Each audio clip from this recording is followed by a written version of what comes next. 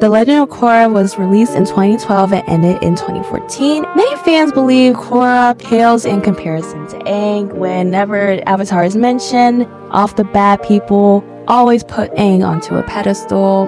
Aang had this unique charm that really draws a person into his story. But is it really fair? In this video, I'll explore why Korra is often unfavorably compared to Aang and argue that she deserves more grace. Korra struggled a lot. She went through trauma, and I just want to bring a new perspective to her as a person. So off the bat, the reason why a lot of people do not like Korra is because she's too headstrong, quote unquote. She was very impulsive. With this impulsive nature, she would always get herself into trouble. So one of the famous examples is when she destroyed the Avatar state, and a whole bunch of people were mad about that because Aang would never. Now, this contrasts to Aang's more measured pacifist approach. Since he was raised by monks from the Air Temple, he faced challenges in a way that Korra would not. Even though Korra was from the Southern Water Tribe, she often relied on fire. And that really just shows the differences between the two. I would say Korra's assertiveness could be seen more as a strength rather than a flaw. Not every avatar is the same. And you can see that when Aang went into the Avatar state and figure out how he should handle the Fire Nation leader. And each avatar gave him a different approach. And it's not because their approaches were bad, it was because it aligned with their core personality. So when people try to compare the two, saying why couldn't it become more passive, it's not really her nature. When she was a kid and she learned she was the avatar, she was so fiery. She knew who she was and she didn't care what everyone else thought. And it was clearly evident too when she challenged Amon directly without a plan in season 1, but that led to her capture in Endgame. Contrasted to Aang, his approach was more cautious. For instance, in the Day of the Black Sun, he hesitated to attack the Fire Lord without fully mastering the Avatar state. He wanted to know who he was and what the Avatar really entails for him. It goes into another way in which the two kind of differ, is that Korra, she likes direct confrontation, and he tries to avoid it. In Korra, direct approach is both a strength and a weakness. In season 3, she confronts Zahir and the Red Lotus instead of hiding. And then for Aang, even when he decided to take away pending, even though that approach was seen to be more peaceful, it still trickled down to Korra's time because now we were dealing with people who were intentionally taking away other people's bending powers. Each approach is not the best approach. Leadership is not a one-piece-fits-all, especially the Avatar, how they presented Aang. It was hard to let go of that narrative and see leadership to be in another role. See leadership be a part of another personality that is literally the opposite of how Aang was. So, my second point, I'm going to go into the perceived lack of character development. Critics argue Korra showed little growth compared to Aang, who had a clear arc of mastering the elements and accepting his role as Avatar. I disagree with this point because from season 1, when we first saw Korra, when she was going through Republic City, she was so giddy, she was so happy. Compare when she was in that wheelchair, literally depressed, and you're telling me she had no character development? Are you serious? Compared to Aang's, Korra's development was more subtle and internal. She faced a lot of challenges that stripped her of her physical abilities, which I feel like that was a good thing to do anyways, because it really shows how much inner work she needs to do to become the Avatar. She was hanging on to these physical abilities, not understanding why Tenzin was so keen on her having the emotional and spiritual capacity to handle this mantle of being the Avatar. Unlike Aang's linear journey, Korra's path is more complex. It was really complex. Like, Aang was clear set. He just needed to master the 4 elements. From the first episode, you could tell how Aang's path was going to be. Korra, you cannot tell. And I think that's why a lot of people would say that Korra didn't have that much character development, because you couldn't really tell unless you really focused on her as a person and not everything that was going around her. Her development was not really mastering the elements, because she mastered the elements when she was like a child. Aang mastered all the elements when he was 12, but Korra mastered her elements when she was a child. And her development wasn't mastering the elements. Her development was mastering herself. And it sucks because Korra's growth was so profound, but was often overlooked because it didn't follow the traditional hero's journey. At the end of the day, whenever I watched this, she was really trying to find acceptance from the world, who clearly did not want an avatar during that time period. Contrasted to Aang, they wanted an avatar. They wanted someone to save them from the Fire Nation. Now to Korra's relationships. Korra's relationships, especially her romantic ones, are often criticized for lacking depth or even being overly complicated, or it just didn't feel like a team compared to Team Avatar. Unlike Aang's clear pursuit of Katara, Sokka, and Toph, Suki, Korra's relationships with Mako, Asami, and Bolin were not it. But I believe the reason why her relationship struggled so much was because, going off my previous point, she was really struggling with the identity and also maturing as a person. Unlike Aang, he had a really reliable and stable support system from the get-go, while Korra faced a lot more fractured friendships. But I would say it was good because it also helped with her character development, because these complicated dynamics forced her to grow in ways that Aang necessarily didn't have to. In season 2, her friendships were tested multiple times with Mako and Bolin. It demonstrated the strain of her role as the Avatar and how that affects her personal relationships. Okay, pause.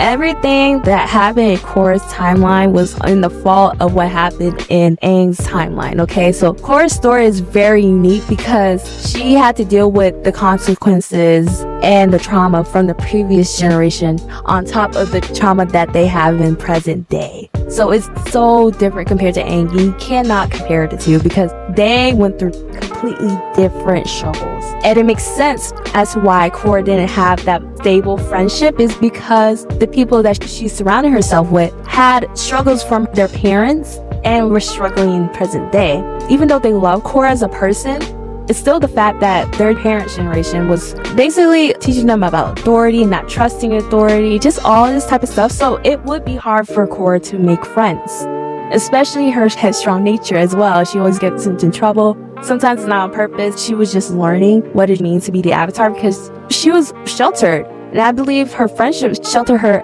in a way as well. So she really had to let go of those. And that's why she couldn't really have a stable relationship.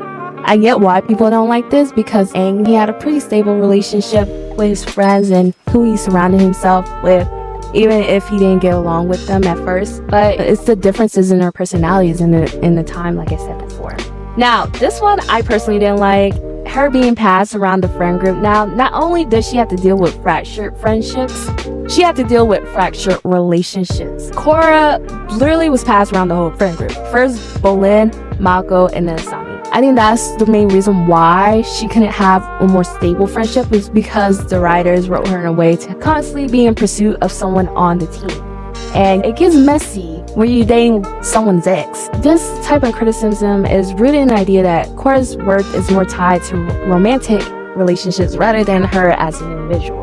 And I personally disagree, because I don't believe her worth was tied to these relationships. But like I said before, she was pretty sheltered when she was growing up. Her parents and the people who were really influential in Aang's upbringing, and Aang himself, he wanted the next Avatar to not go through the struggles that he went through with losing his family and trying to find mentors to guide him. But this had its consequences, because Korra was going off in this world, not really knowing about love, not knowing how to make friendships. You know, it was a learning process. And you have to really give her grace for that. Aang, he had his time, he had his moments when he was making friends, and just his nature as a person, he's very charismatic. Korra, I would say she's still charismatic, but she had to work on that. She wasn't born with that, and this is where you had to give Korra some grace, because sis was struggling in all aspects, actually. Now, the big point I want to mention is, and I see a lot of people talk about it, how Aang was not the Avatar when the world needed him the most, but Korra was the Avatar when the world didn't need her. And it really paints the big picture as to why Korra, being the Avatar, is only suited for a specific taste. Korra was more of a political Avatar. Now, I know most people don't like politics. You know, I personally don't like politics, even though I kind of major in college, but it's important. And with Aang's point of view, it's more spiritual. So it gave a more fictional approach to Aang's avatar. It really, but Aang's being more about the spiritual journey, it really helped people to see the avatar as a more fictional narrative and really get into the mindset of being on this fictional journey with him, compared to Korra is more realistic in what we have in today's world. So it's hard for people to watch Korra and see it as entertainment when it's really like a reality check. Korra's era was very politically charged, and it made sense as to why it was more politically charged, because when Aang was alive, it was, you know, the greatest authority figure who had the most power. That's it. There was politics, but it wasn't as profound compared to Korra's time. Korra's time dealt with a lot of complex issues such as inequality, revolution, terrorism. Aang's main thing was navigating the world in which they were constantly struggling the battle with the physical world and the spiritual world, and just making the world be in harmony. That was his main goal. Just having everyone come together because they were so far apart because of pain and hurt and struggle. Korra, she had to deal with the conflict between the northern and southern water tribes. She also had to deal with Corvira's fascist regime in season 4. And she also had to deal with opening spirit portals to alter the world's political landscape because it was too much. Korra had to deal with all this stuff. And then she also had to deal with the rapid modernization of the world. It was very rapid. The last episode of the Avatar, you could tell it wasn't as modernized. In the first episode of Legend of Korra, you could see, whoa, this was a dramatic shift. Even Aang was still living during this time when this shift was taking place. It changed a lot. And she also had to deal with technological advancements and basically become a mediator between all these conflicts. She had so many conflicts compared to Aang. It was insane. And these weren't small conflicts. These were conflicts that dealt with everyone in society. Aang's conflicts were mainly to see how he should present himself in this world and how he could balance harmony between people. Korra, on the other hand, girl, she had to deal with class struggle, revolution, just all this type of stuff. In conclusion, I would say yes, Korra had, fragile relationships, a headstrong nature, perceived, quote-unquote, perceived lack of character development, complex friend group dynamics, and political challenges. It all contributes as to why she's often compared unfavorably to Aang. However, these aspects of Korra's character should not be seen as flaws. Honestly, I see these as strengths. There's always requests for writers to make a strong female character, but when we really have a strong female character, people just turn the other eye and they just hate on her. Like Korra, for example. Korra is, by definition of who is a strong female character, she's a strong female lead. And I think people just don't agree with that and think that she's such a bad character. And I think it's because she was so assertive and so headstrong and so impulsive. I believe if she wasn't like that, people will love her. It really makes me question if we would ever get a series based on Kyoshi, if people would like her as well, because I believe Kyoshi and Korra are on the same page, honestly. You know how Aang, he didn't really like Kyoshi's ways, but I think if Kyoshi talked to Korra, Korra would always agree, and she will always be in support with her ways, okay? I hope you guys like this video. Please leave in the comments what you think about Korra. Do you believe it's unfair to compare Aang and Korra? Leave your comments below. I love reading your comments in the last 3 previous videos, and it's really engaging. Even if you disagree with everything I said, please comment, because I will still read and respond. So I'm gonna end it off with, let's just appreciate Korra, okay? Because she just went through a lot and she deserves her flowers. Tune in to the next video. Bye.